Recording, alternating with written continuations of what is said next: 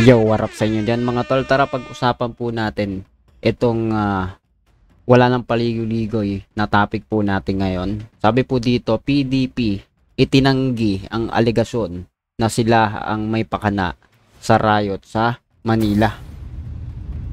Sapagkat ito pong mga nakalipas na mga araw, nagkaroon po ng pagsiklab ng kaguluhan sa dapat sana ay inaasahan po ng marami na isang mapayapang pagpoprotesta. Pero sabi nga po, may mga aligasyon, may mga usap-usapin ng paggamit sa mga kabataan. Kaya nagkaroon po ng kaguluhan dito po sa trillion peso march. Tama ba? So, yan po yung pag-uusapan natin sa video na ito. At hindi na po natin pagtatagalin yan. Kung hindi ka pa nakasubscribe, please hit the subscribe button and notification bell para updated ka palagi sa mga videos natin na parating. Tara, umpisa na natin to. Let's go!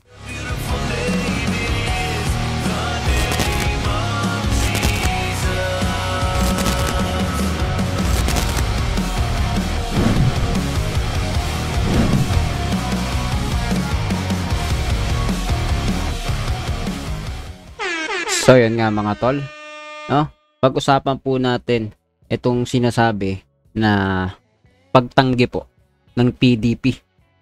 Sabi po dito, PDP itinanggi ang alegasyon na sila ang may pakana ng riot sa Manila o Maynila.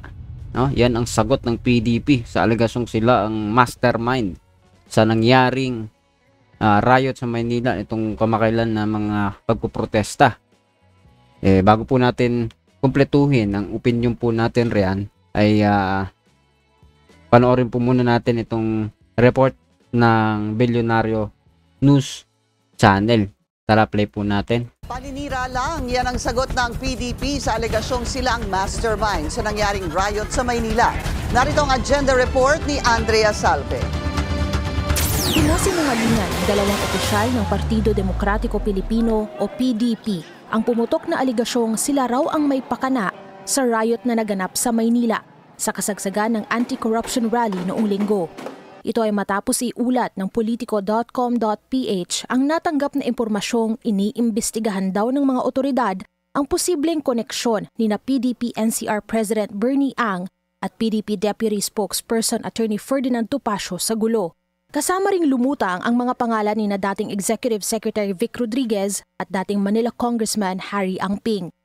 Matapos ang September 21 riot, sinabi rin ni Manila Mayor Isko Moreno na binabantayan nila ang ilang dating politiko, Filipino, Chinese at abogado batay daw sa kanilang natanggap na ulat.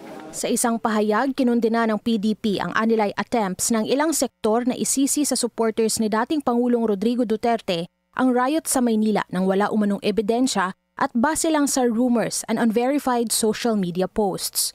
Persistent and consistent daw ang kanilang organizers sa pagpapaalalang panatilihing mapayapa ang kilos protesta. Tiniyak din daw ng mga nakilahok sa mga pulis na hindi sila makikisali sa gulo o anumang physically injurious acts. At pagkatapos daw ng maikling programa sa Mendiola, organisado silang bumaklas.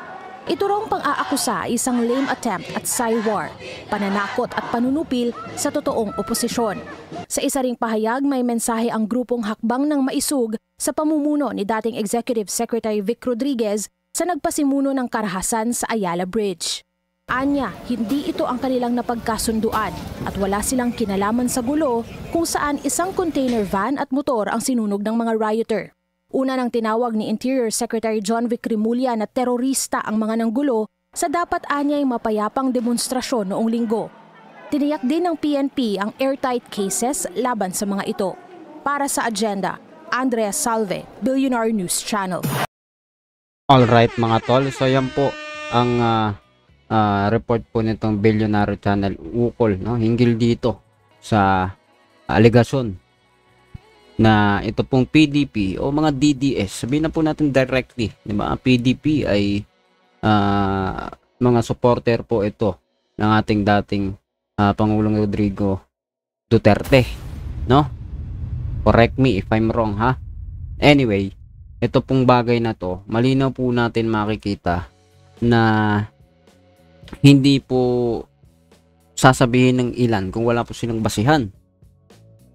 Kung ililibot po natin yung mata dun sa mga nangyari po na kaguluhan, itong nagdaang mga araw sa protesta, especially doon po sa Linggo, 21, diretso hanggang sa Lunes po yata, Lunes ng gabi, matindi pa rin po, no? Tama ba? O 21 ng gabi, no? Nalilimutan ko na eh.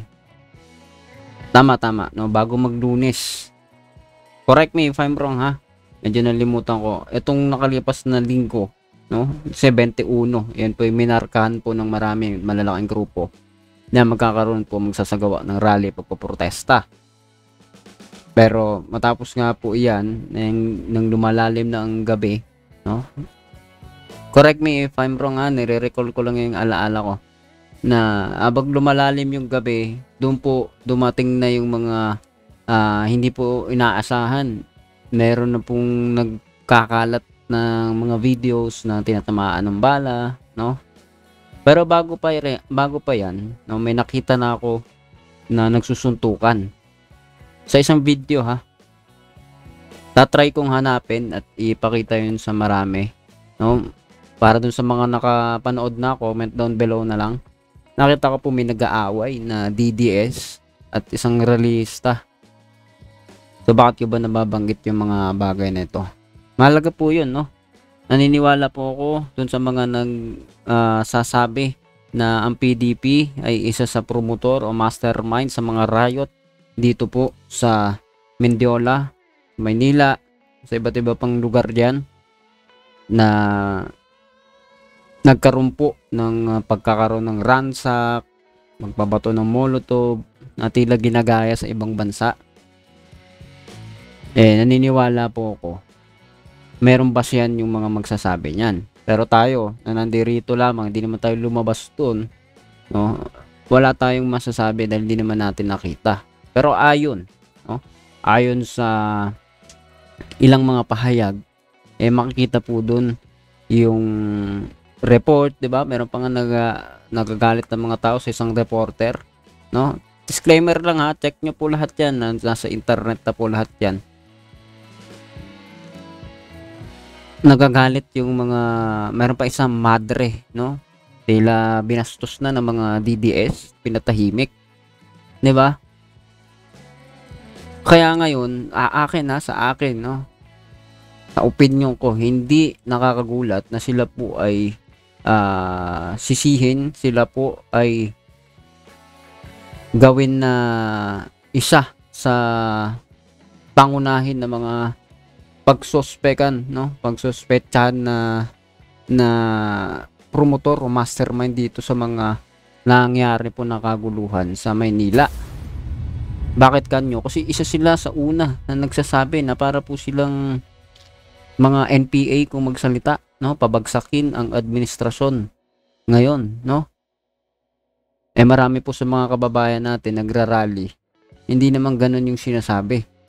Ang kanilang mga adhikain, sugpuin yung korupsyon, 'di ba?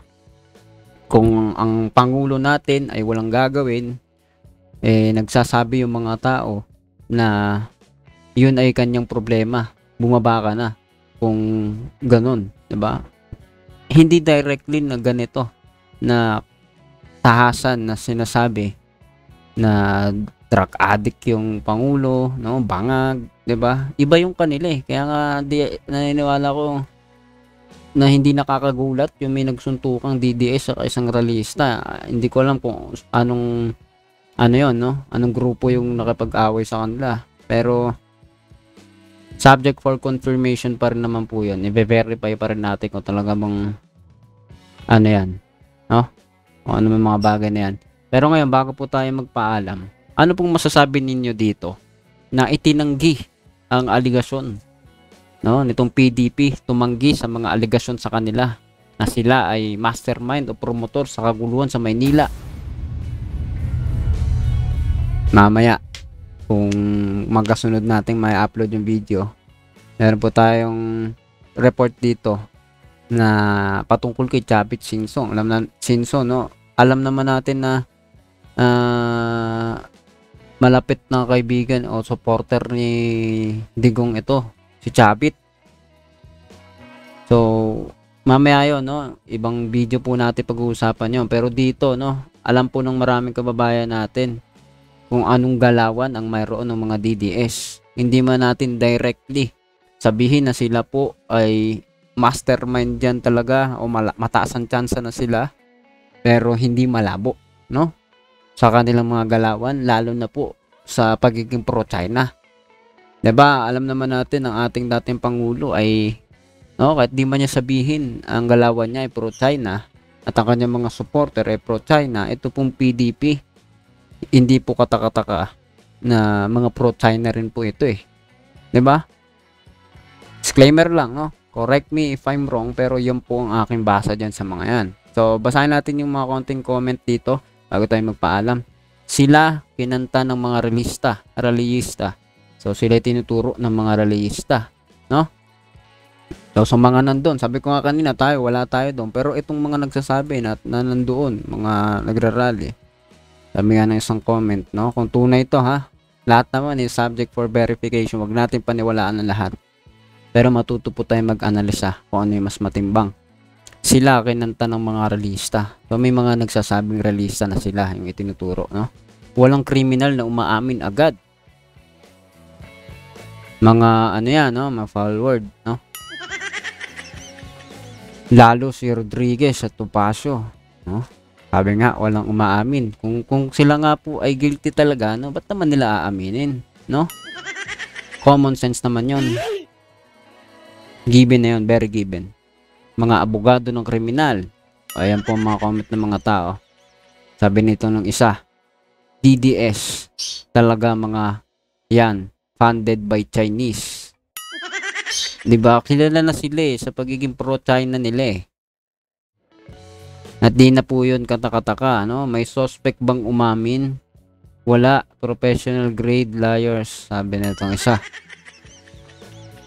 Marami pa po tayo mababasa dito. Search nyo lang po itong PDP itinanggi ang aligasyon na sila ang may pakana ng riot sa Manila. Okay? So ngayon guys, magpapaalam na tayo, no? Ikaw, anong masasabi mo dito sa pagtanggi po ng mga PDP, DDS, no? Mga pro Duterte warriors? Tama ba? Sa mga pro Duterte po natin ng mga kababayan, matatawag pa po ba natin siya ng kababayan kung pro-China ang karamihan sa kanila? No? Ano pong masasabi ninyo? Pag-usapan natin yun sa comment section. And please do not forget to hit the subscribe button and notification bell para updated ka palagi sa mga videos natin na parating. See ya ulit sa susunod na video.